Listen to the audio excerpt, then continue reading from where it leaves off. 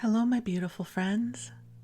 I am Laurel Bleadon-Maffei with Illuminating Souls, welcoming you to this episode of Sleepy Bedtime Blessings, a podcast designed to help you rest, relax, and fall asleep, all while deepening in your connection with your beautiful team of angels who love you so. I am an angelic practitioner, a spiritual teacher, and an encourager of souls. It is the most wonderful job. This is the longest I've done any work. I've been doing this now for I think I'm in my 18th year, or my 19th, but somewhere around there. I started in 2006. As I record this, it's early in the morning, and I was just thinking it's too early for me to do the math on that, but I've been doing this a long time. And what a blessing that is, to have longevity in this kind of work. And so I offer one-on-one angel sessions, which are wonderful, and a variety of classes to inspire your spirit. And if you are looking for community or an intimate experience where you can learn and contemplate and grow, I invite you to check out my classes. I have a new class that starts just about every 6 weeks. They're always changing. So right now I'm in the middle of teaching a beautiful class in co-creating miracles in business and life. And I don't know what's going to come after that. It's one of the mysteries of this work is I typically do not plan ahead. I go with the flow and see what inspires me.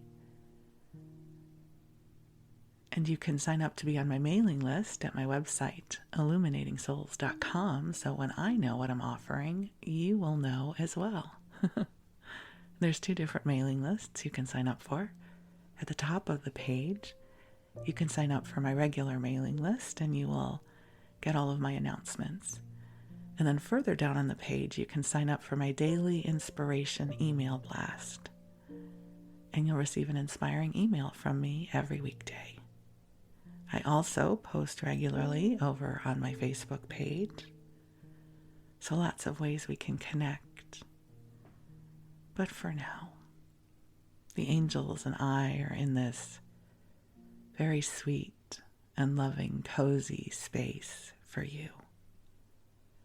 Whether you listen during your waking hours, or whether you use this as a broadcast to help you drift off to sleep, welcome. I'm grateful that you're here. And if you are a regular listener, I do have a small request, which is, will you please leave a rating or review on whatever podcast app you use to listen? It really helps the algorithm recommend this podcast to other people who might enjoy it. So as I record this, it is early morning. It is my preferred time to record. It is still dark out. And I still feel like half in and half out. You know that really delicious experience in the early morning? Well, maybe you don't, but I will describe it to you. That some mornings I feel like I'm only half in my body. Another part of me is still floating out there somewhere, and that's sort of how I feel this morning, which is nice. It's nice to come to you in this dreamy in-between space where we can be together with the angels. And so I just invite you to get comfortable in your body in whatever way is available to you. Maybe your body is not a comfortable place to be right now, but if that's the case, just let the angels bring to you the energy of comfort. And I'm going to do the same, and we'll take some nice deep breaths in and out together. And allow the love of this moment to flow to you now. I feel the love of the angels here with us. And they're bringing forward a very sweet assurance. Like it's all going to be okay, even if it's not okay. And I don't know who this is for, but I remember when I was going through a really difficult time and a friend had shared with me something someone had shared with her. It's kind of a game of spiritual telephone. And it's that it's okay if it's not okay right now. So whether you're feeling like things are great or not great, if you're feeling okay or not okay, I just want you to know that in this moment there is so much love meeting you here. It's one of the things I so appreciate about working with the angels is no matter where we are, the angels meet us here. That the angelic connection is not something that we have to perform for. We have to become meditative and raise our vibration or perform rituals. It's available to us wherever we are, whether we're in the doldrums, whether we're feeling uplifted. Wherever we are, they meet us where we are. The only thing that we need to do is to open to receive this love and remember that it is here. And I always bring forward this encouragement because it is reasonable that we forget about the angels, because this life is not focused upon them. It is focused upon our own personal, unique incarnation, which takes up a tremendous amount of space in our consciousness. And listen, I do this work full time. I've been doing it for 18-something years, and I forget to connect with the angels. I don't mean that like, oh my God, even Laurel, I don't mean it that way. I just more mean it's appropriate not to remember all the time, because this is our life, this is your life, and this is my life. And life takes up a lot of bandwidth. Life asks a lot of us. We are always processing a tremendous amount of information and data and stimulus and emotions. You know, it reminds me of a channeled message that I brought forward, many years ago. And so Josephus and the Wisdom Council are the group of guides that I channel, and Josephus is the primary guide, and so it is his personality that typically comes forward. But all of the messages are always transmitted from the perspective of we, so the group collective. And one of the things that they said is that on a day-to-day basis, most of us are processing more data points than have ever been processed before. If you think about how much stimulus we are exposed to on a daily basis versus the kind of stimulus that ordinary people were exposed to 200 years ago or 300 years ago. Much of society was based on repetitive tasks, right? Doing the laundry and cooking and taking care of the animals and farming and weaving, and whatever your task was, you did it day in and day out. And there wasn't the kind of stimulus that we have today. I'm not saying their lives were easy. It just means in terms of consciousness, if you think about how rapidly we learn now because we have access to information like never before. You know, it was rare to have access to libraries of books 200 years ago, and to have the time to study and learn and synthesize lots of information. And we do this every day now on our little phones. These little miracle things that we hold in our hands, and we have, 30-second, 1-minute TikToks, and we are bombarded with streams of consciousness. And so we're processing more consciousness and data than ever before. And so this brings us back to the angels. So if you are not remembering to connect with the angels all the time, it is understood why. We process so much every minute of every day. And so right now the angels meet you with compassion and understanding that whatever is transpiring in your life and however you are navigating it, that you are loved and you are seen and you are witnessed and you are appreciated. And we are so deeply grateful for the gift of you.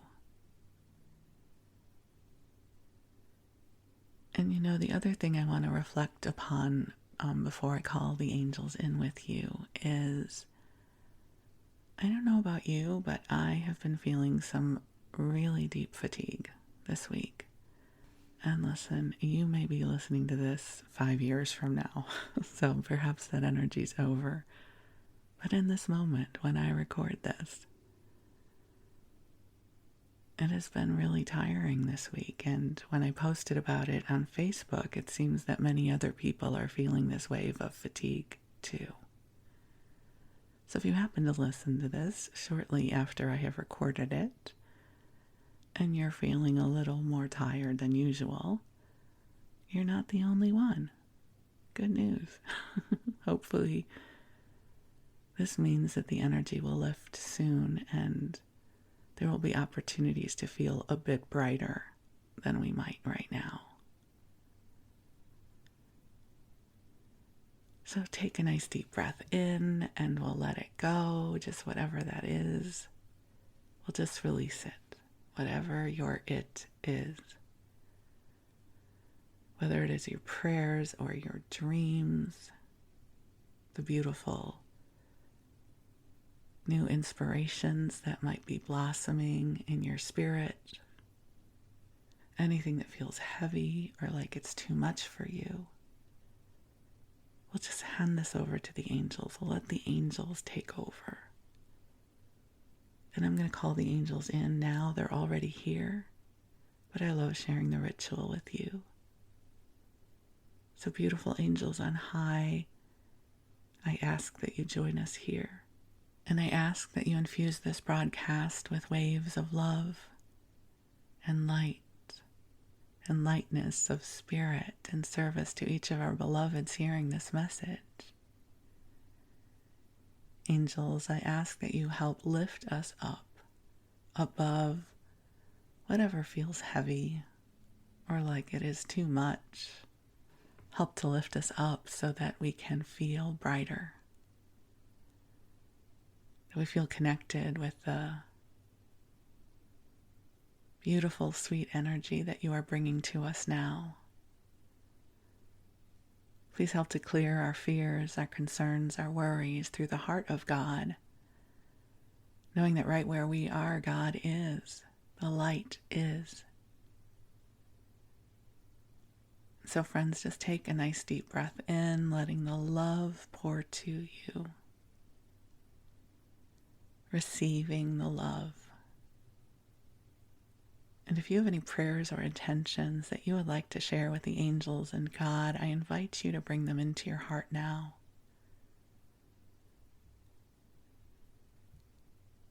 And your prayers can be informal, they can be in whatever language, combination of words, formal or informal. For instance, sometimes my prayers sound like this, like, hey angels, can you help please? This thing that I'm experiencing feels convoluted, confusing, and I sense I am making it more complicated than it needs to be. So can you please help me move through a path of ease on this journey? I am open to receiving ease and grace and joy and goodness and lightness of spirit. And please support me in my endeavors that they are laced with joy, not only for me, but for anyone who will receive the tendrils of light created through these adventures.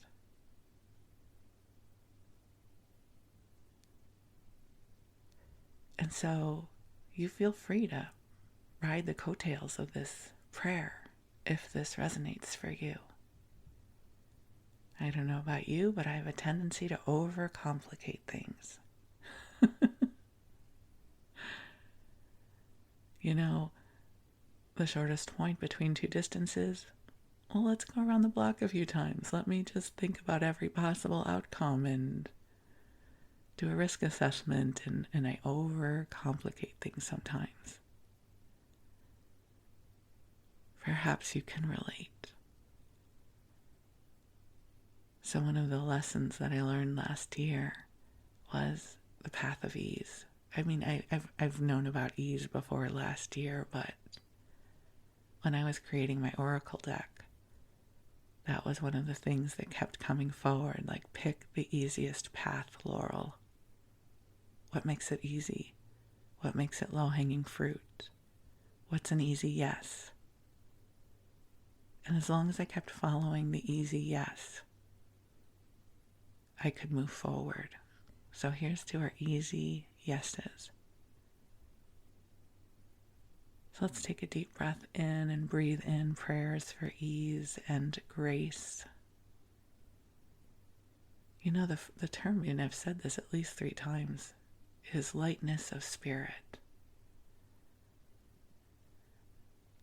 I'm just breathing in on that, and I invite you to do the same. As the angels invite us to come into a place of lightness of spirit, bringing this vibration into our physical bodies and our energy bodies and our consciousness,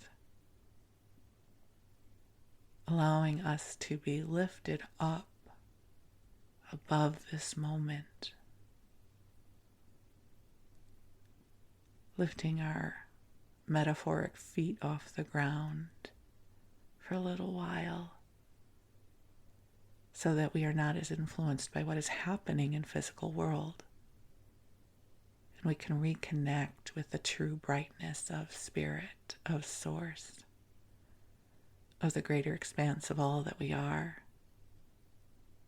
And just breathe in your wholeness and the beauty of all that you are. And there is such sweet energy here with us. And I share this with you with gratitude for this opportunity to love you in this moment, because you are precious in this world. And I am so grateful for you. So take another deep breath in, and if you are preparing for sleep, I invite you to cozy on up and snuggle on in. As you know, I am someone who loves bedtime, and so I send to you the joy of bedtime, of curling up, knowing that it is your time to rest. And if you're in the middle of your day and working or driving, stay awake, please. And I send you love too. That as you go about your day, that the love finds you and miracles are present for you. And so with that, my beautiful friends, we are going to move on into story time. And for story time, I thought I might share a couple of randoms with you and also share with you a stack of community cookbooks that I purchased, I don't know, about a week or so ago at an estate sale, and tell you all about that, and we can flip through some of the books. But first I want to share a random with you, just a very sweet memory that came to me the other day. So as I record this, it is March 16th, which means that tomorrow is March 17th, which is St. Patrick's Day. And it's not a holiday I celebrate, but I grew up in the Chicago area, and St. Patrick's Day is a thing in Chicago. They even dye the Chicago River green every year. Now, it's sort of a muted shade of green anyways. It's not this beautiful, clear, crystal blue river. It is an urban river. But I mean, they dye it green for St. Patrick's Day. But the memory that I was connecting with is that for St. Patrick's Day, our local bagel shop, York Bagels Bialy, would always make green bagels. They were the plain flavor, and they were dyed a color green similar to a McDonald's Shamrock Shake. So if you ever had a Shamrock Shake, they were about that color, but they weren't mint flavored or anything. They were always the plain bagels, but they dyed them green. And as kids, we loved our green bagels. So I was just thinking, if this were 50 years ago, I would likely be eating a green bagel that my father had brought home from York Bagels Bialy. Because on Sundays, my father would always go out and get fresh bagels. My father was always the first one up in the house. I have inherited his circadian rhythm, so now I am up early too. And the thing about York Bagels Bialy is, and I don't know if this is still true, but certainly back in the day, they were open 24 hours a day because they baked bagels and rolls for local restaurants. And so it was the coolest thing that, if I was coming home from, the bars with my friends or something at 2 a.m, we could always stop at York Bagels Bialy and get a hot bagel, a hot, fresh bagel. There was always a hot, fresh bagel available because they never stopped making them. And they were they were and are still really good bagels. And they are made where they boil the bagels and then they bake them. So they have sort of the crunchy outer shell and then they're really soft inside. And they're smaller than the massive bagels people make now. It's a really appropriately sized bagel. And I grew up with them. And so for St. Patrick's Day, they would always have the green bagels, and my father would always be delighted to bring home the green bagels. So this is an ode to my childhood of green bagels for St. Patrick's Day, and my dad, who always was so happy to bring them home to us. And also an ode to York Bagels Bialy, which I still crave to this day. No matter how good a bagel is that I find somewhere else, I miss my York Bagels Bialy. And if you're wondering what my order would normally be, I'm actually a fan of their Bialys. They are onion Bialys, which are so good. And their Bialy sticks.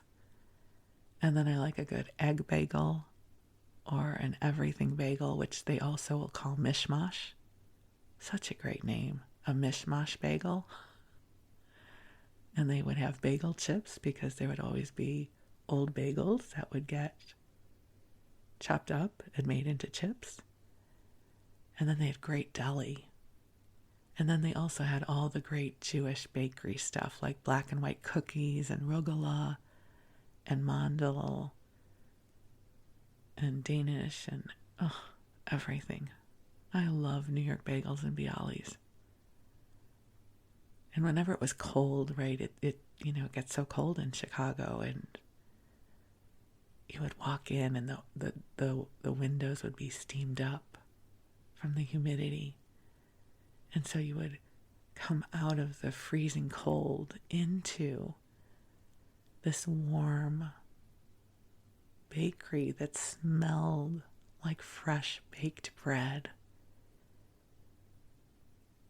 And then we would always ask, which bagels are warm? Because they weren't always all warm, right? Which ones did they just make? And typically the person would then go and sort of touch different bagels and say, oh, these are warm, right? The pumpernickel are warm, or the cinnamon raisin are warm. And those would be the ones to get. And then they put them into a paper bag, and they also give you a plastic bag on the side. And you would walk back out into the cold with this bag that was radiating warmth and smelled delicious. And that first bite into a hot, warm, beautiful, delicious bagel when the weather was cold was just heaven. For any of you who love carbs. And then the other adjacent memory from New York Bagels and Bialy's was there were 2 different restaurants in Skokie. Maybe one was in Lincolnwood. I don't know. I think it was still Skokie. That when you would go to the table in the restaurant, they would bring you a basket of bread. And the bread was always miniatures, like miniature Bialys and stuff from New York Bagels and Bialy's with butter. So you'd sit down and you would get fresh, like Bialy sticks, like little miniature rolls with butter. And so one of the restaurants was called Jack's, which used to be open 24 hours a day. It's now not even open. And Jack's was where you went when you wanted like a BLT or a burger or breakfast. It was a diner. And so many a meal at Jack's. And then the other was called Barnum and Bagel, which was a Jewish deli, and like had the best soup, chicken soup, matzo ball soup, vegetable soup, like any kind of soup, and you would get your basket of bread. And so neither one of those restaurants still exists. So ode to Jack's and Barnum and Bagel. New York Bagels and Bialy still exist, and my cousin actually brought me some bagels from there in December, and they were delicious. So yay. And I think that wraps up my ode to Skokie Bagels and Bialy's. Well, it's okay. It's New York Bagels and Bialy's in Skokie, but actually they might be in Lincolnwood. I'll tell you why I get confused. Skokie and Lincolnwood are really close to each other, and they just get separated by a street here and there. And so this is why I get confused. Is it Skokie or Lincolnwood? Like they're really close, and the border jogs a little bit. If you're from the area, you know what I'm talking about. And if you're not, it doesn't really matter, right? Because if you ever are in the area, you'll just put the address into your GPS, and the magic of navigating by satellite will take you where you need to go. Is that a remarkable thing? As someone who lived before we had GPS, I just have to give a shout out to how wonderful GPS navigation is. But that's not what this episode is about. So perhaps there will be another episode about my love of some of the newfangled inventions that are now everyday occurrences that I have seen developed in my lifetime, as have you in all likelihood, including GPS, which I love. Okay, so now we're going to shift randoms over to this lovely selection of community cookbooks that I was fortunate to get at an estate sale. So I don't do estate sailing every week. I'm not just a random estate sale person.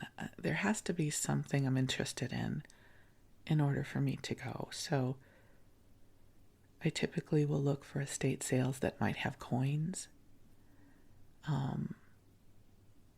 something that's of interest to me. And if I see community cookbooks, I'm in. I'm going to go, unless it's really far away. And if you're ever interested in hunting down community cookbooks, here's the telltale sign of knowing that you can find community cookbooks at an estate sale. It will be probably a picture of books on a bookshelf, which many estate sales have, but you'll see a stack of spiral-bound books next to each other. That's a telltale sign because community cookbooks are almost always spiral-bound. And if you don't know what a community cookbook is, because perhaps this is your first time listening to Sleepy Bedtime Blessings, let me share with you what that is. So, back in the day, 30s, 40s, even to the present day, typically groups of almost always women, men could be involved in them, but most community cookbooks were put together by groups of women. They would bring their recipes together and create a cookbook that they would then sell as a fundraiser. So whether it was a temple sisterhood, a PTA, a church group. And the thing that I'm so fascinated about by community cookbooks is this was before the internet. So you couldn't just go onto your phone or your computer and pull up a recipe and have a choice of 40 different recipes. You maybe had some cookbooks at home, but there was something about the way people cooked back then as well that I find so fascinating, because this was back in the day before fast food and prepared food in a big way like we do today. And so a lot of the recipes are a can of this, a half a bottle of that, and that's the kind of cooking I grew up with. So I love community cookbooks. So this particular estate sale was taking place in Vacaville, which is about 20 miles away from here. So it was definitely within my radius that I would be willing to go to. And as I was looking at pictures that had been posted for the estate sale, I saw the telltale signs. I saw a shelf or two of the spiral-bound books, and I knew they were community cookbooks because nothing else comes that way. Like if it's one spiral-bound book, I don't think it's a community cookbook. But if there's 10 or 12 of them, chances are I have met another community cookbook collector. And so I hopped in my car because I saw it that morning, and I made a beeline. I'm like, I'm going to be there early. And it's not as if everybody runs to the community cookbooks, but I wanted to make sure. Sure enough, there were several dozen community cookbooks. I did not buy them all. I tend to like the ones that are older, or the community is of interest to me, the group of people who put together the community cookbooks. So I wound up buying 8 or so, and plus another little book. And I'm not going to flip through and read recipes from all of them right now, but I did want to just go through each book and tell you which ones I got, because I haven't looked at these since I bought them, and I want to know too, like, what did I get? So the first one that's on top is called Stove Pilot. And this is compiled by the Officers' Wives Club of Maxwell Air Force Base in Montgomery, Alabama. This is volume 2. It's the 10th anniversary, first edition, for the benefit of United States and overseas relief. And I'm not sure when it was published, but it looks old, meaning definitely before the 80s, maybe the 70s or 60s. One of the things that drew me to this one is all of the recipes are handwritten. So it's in somebody's handwriting. So for instance, I just opened up to a Roquefort cheese salad dressing. I always love a Roquefort gorgonzola blue cheese dressing. Okay, and I will share with you a recipe from here that my younger self would have loved. Now I wouldn't eat it, but okay, sweet potato casserole. So 3 cans of sweet potatoes. So you know we're starting off sweet. 3 tablespoons of molasses, and they're saying it's Bren Rabbit molasses, so that must be a certain brand. A half a cup of chopped walnuts, a half a cup of brown sugar, and a 1/4 pound of butter or margarine. And of course we would use, I shouldn't say that. If you're a vegan, you'd use margarine. But I'm just saying, flavor-wise, I would have used butter. And marshmallows. So it is a sugar fest, where the sweet potatoes are basically a carrier for other forms of sweet things. And this is from Betty S. Wolfe, Mrs. Frederick S. And there's even a drawing of 2 little sweet potatoes holding hands. It's a very sweet cookbook. So that's the first one. And I will say, whoever's estate sale this was, they were likely related to the Air Force. So we are not too far from Travis Air Force Base, because there were a lot of Air Force related books here. So this is the first one, Stove Pilots. The next one is called Atomic Secrets, Eatomic. And this was published in 1954. So, back then, atomic bombs, nuclear energy, like all of that. So atomic, a little play on words. And this is the Sandia Base Women's Club in Albuquerque, New Mexico, for the benefit of Women's Club charitable activities. And this is the first edition, published in 1954. And there is a very sweet, funny foreword. It says, through the efforts of a special investigating committee of the Sandia Base Women's, which penetrated the security barriers guarding treasured kitchen secrets of club members, a host of delightful recipes has been revealed.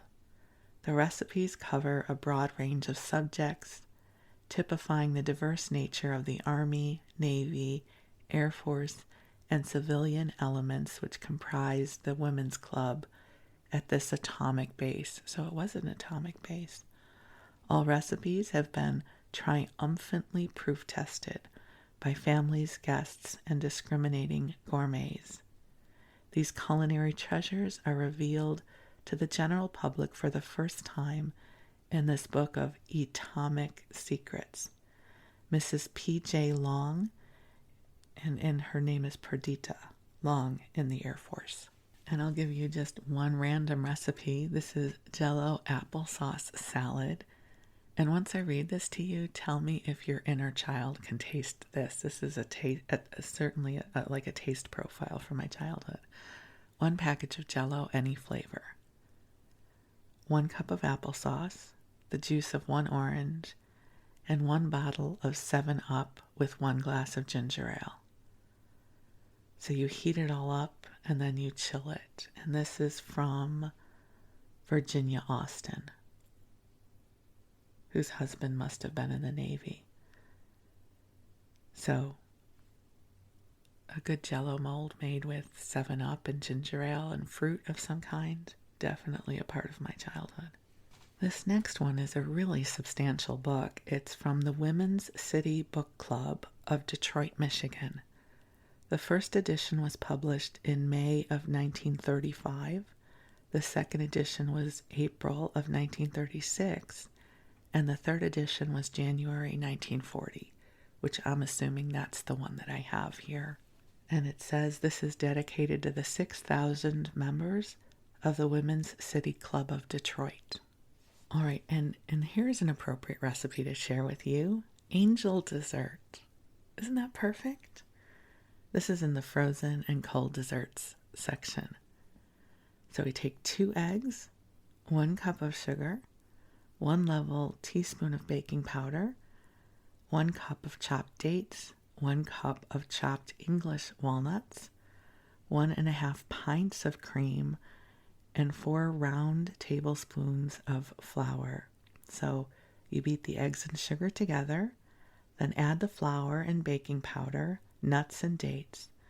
Pour sparingly into muffin tins and bake until brown. Whip 1.5 pints of cream very stiff. adding 2 tablespoons of powdered sugar and a little flavoring. Crumble the cakes and stir the crumbs into the cream. Serve in sherbet glasses with maraschino cherries. The cake may be made a day or 2 in advance. Serves 18 or 20.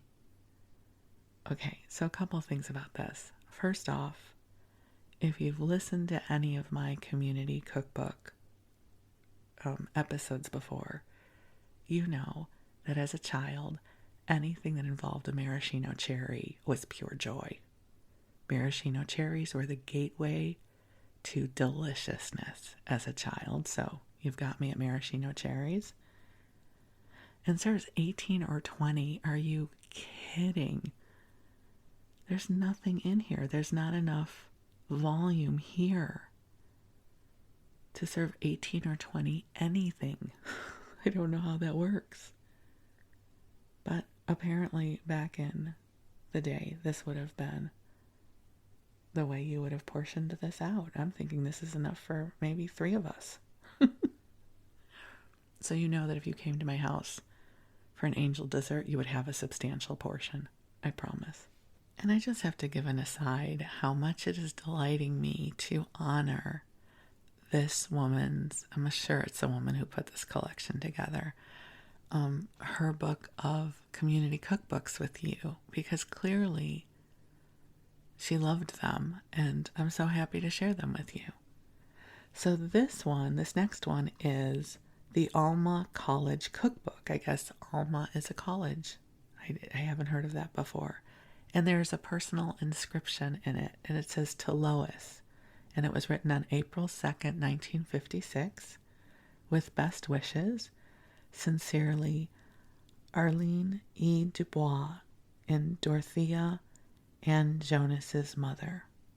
And so this is the Alma College Cookbook, and it's from Alma College alumni and faculty, and it was published in 1948. All right, and I looked it up, and Alma College is in Alma, Michigan. It is a private Presbyterian liberal arts college, and it enrolls approximately 1,400 students, and it is affiliated with a Presbyterian church. And this is one of the rare community cookbooks that has a hardcover. So it's still spiral bound, but it has a hardcover versus, like a cardboard cover. So let's see if I can find us a recipe. Okay, well, the very first recipe in the book is one after my own heart because it's easy. So it's a fruit cup. I mean, who doesn't want a good fruit cup? So you take 1 cup of fresh pineapple sections, 1 cup of orange sections, and 2 cups of sweet pitted cherries. And you arrange them in cocktail cups and pour over the top 1/2 cup of chilled ginger ale. I'm in, all in. And this is from Mrs. J.W. Hensel. Okay, I have another one to share with you. One of my favorite things about community cookbooks is they assume the reader already knows how to cook and bake things. So this was 1956, and there's an assumption that someone knows how to cook, and actually this recipe is from somebody, I guess, who attended in 1906. Wow. Let me share with you what it is. It's cinnamon rolls, because we all love cinnamon rolls, right? So you're going to have bread dough. That's all it says. If you are a housewife back then, you know how to make bread dough. Sugar. How much sugar? You know how much sugar. Cinnamon and melted fat. This is the ingredients. Bread dough, sugar, cinnamon, and melted fat. I love this recipe. So you're going to roll the dough 1/4 inch thick and spread with melted fat. Butter, margarine, hopefully. Then you're going to sprinkle it with sugar and cinnamon and make a long roll, which is then cut into pieces 1 inch thick and laid flat on a greased tin. Let rise until light and continue. As for plain rolls, ice when baked with confectioner's sugar and hot milk, and then sprinkle with chopped nuts. And this is from Frederick J. Sowell. I'm assuming that's Mrs. Frederick. That's typically how they were naming people then. Although perhaps this is from Mr. Frederick, I don't know. 1906. Isn't that fascinating? This person went to school there in 1906. Wow. So of course they're going to assume that you know how to make bread dough. And then you're just going to put stuff on it and make cinnamon rolls. I love this. Okay, this can easily be its own episode, this particular cookbook. So we're going to definitely come back to this one for another episode. All right, the next one is local to me. It is the favorite recipes of the Vacaville Ward Relief Society of the Church of Jesus Christ of Latter-day Saints in Vacaville, California. That's the city where I actually bought these. That's where the estate sale was being held. And I think this must be from the 50s. It really has that look about it. There is not a date, but it really looks like it is an older book. And it says, this book is dedicated to homemakers everywhere, by the young or old, just married, or veterans on the road to marriage. May you use this book with the same spirit of love and sisterhood with which it was prepared. And it has a bunch of different things you can look at the beginning, like the quantities for cooking, and then it has canning hints. I don't know why, I just went to this one. Use only sack salt for pickles and kraut, because other salt has been treated and will soften, discolor, and give unpleasant taste to the pickles. Interesting. I didn't know that. Not that I really make pickles very often. I sometimes will make new pickles, but they're not very good, so it's not even worth talking about. Because just as another random, oh, how I miss a good new pickle. New pickles are newer than dill pickles, meaning they don't necessarily have the, they're crunchier and they're much more mild. And so I love a good new pickle, and I have tried to make them myself and not terribly successfully. And there's lots of great local ads in here. So again, I think this can be its own episode. So we will definitely come back to this particular community cookbook. Okay, another recipe after my own heart because it's easy. It's a cherry cheese pie. And so it's a tart. So 1 packet of graham crackers crushed and mixed with 1/3 cup of melted butter. That's going to be your pie tin. Or you can now just buy a graham cracker crust pie tin at the grocery store. You'll press it into the bottom of an 8 by 8 inch pan. You're going to whip 2 packages of 3 or 4 ounces of cream cheese. This is going to be delicious. With 1/2 cup of sifted powdered sugar. Add 1 cup of heavy cream, whipped, mixed together, and spread on top of the cracker. Allow it to sit in the refrigerator for several minutes, like 30, in case you were wondering. It says that there. Not in case you were wondering. It just says, they're not snarky. It just says in parens, like 30. And then spoon on 1 can of cherry pie filling and refrigerate. This sounds very much like the cherry cheesecake my mom would make. So definitely have a relationship to this goodness. All right, the next one looks like it was one that may have been bought at a store. It's called Ma's Cooking, Mountain Recipes, spiced with mountain customs, sayings, and superstitions. And it has $1 as the price in the corner. And this is by Sis and Jake. It was copywritten in 1966, and the second printing is 1969. And it's printed by Ozark Made Candies. M-A-I-D. Ozark Made Candies. Okay, so since this one was published by a company, I'm not going to read too much from it. I'm going to look this up a little bit more and see. But that's one of the books that I bought. Another one that I got is Old Time Cookery. It's a unique collection of quaint and genuine early American recipes, popular from Maine to Florida in colonial days. And this is by A. Monroe Orand Jr., published by Orand Press in Lancaster, Pennsylvania. And I'm not sure when it was published. Again, I'm not going to read from this one because it looks like it was written and published by an individual, so I tend not to read those. And then our final one that we have is the Guild Cookbook from First Lutheran Church in Humboldt, Iowa. And let's see if I can find a date here. It does say that this was Mary Hankins' book. She's the mom of Clinton. Well, all I can tell you is I know this is old because the phone number for the Hawkeye Cabinet Company is listed as 290W. So I don't know what that means, but let's see if I can find a date in here. So this really is from a long time ago because these are phone numbers.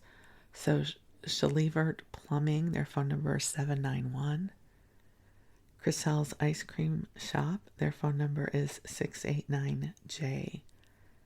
So there must have been a sequence of numbers that automatically said that this is Humboldt, Iowa, and then you just dial the rest of the numbers. I don't know how that works, but clearly this was a long time ago. And the phone number for Ulrich's Grocery, Meat and Fruit in Dakota City is 514. I'm fascinated. I've never seen that before, so I wonder what that means. All right, let me give you a recipe. Sweet cream corn bread. Doesn't that sound delish? 3/4 of a cup of yellow cornmeal, 1 1/4 cups of sifted flour, 3 teaspoons of baking powder, and then you're going to add 2 eggs beaten, 1/4 cup of sugar, and 1/2 teaspoon of salt, and 1 cup of thick cream. Beat vigorously until smooth. Pour into greased 9-inch square pan. Bake in hot oven of 425 degrees for 30 minutes. Serves 8. This is Cliff Lander. Okay, so again, our big portions in 2024, a 9-inch square pan, and if it serves 8, people are getting a very teeny tiny piece of the sweet cream corn bread. Yeah, I'm thinking more like you'll be lucky to get 6 pieces out of there. So again, I will definitely come back to this particular community cookbook. I'm fascinated by it and try to figure out when it was printed. And the final thing that I purchased at this estate sale was a reprint of the Sears Roebuck and Company 1909 catalog, but it's in a really small book. It's a modern book. But I thought that was just really interesting. It is... Wait, hold on. Oh my God, wait. I just opened it to look at the print. The print is so small. I am going to need a magnifying glass to read anything in it. I mean, so small. Okay, think small type and then reduce that by 90%. And that is how small this type is. I mean, really, I think maybe it's 2-point type. It's teeny tiny and I can barely read it. But that'll be interesting someday. We'll look through that as well. So that's the randoms for this particular episode. And I have lots of good stuff we can go through in future episodes. And I'm looking forward to sharing it with you. So my ode to New York Bagels and Bialys, my ode to whoever had a collection of community cookbooks in Vacaville that are now part of my collection that I get to share with you, to the women who put together these community cookbooks, thank you, across the centuries, because now we're in 2 centuries, right? At least, right? If that one person went to college in 1909, we are definitely spanning a couple centuries. That's pretty cool. So my beautiful friends, thank you for letting me share this with you. I wish you the sweetest of dreams. I wish you goodness and light. And I look forward to connecting again soon. Thank you.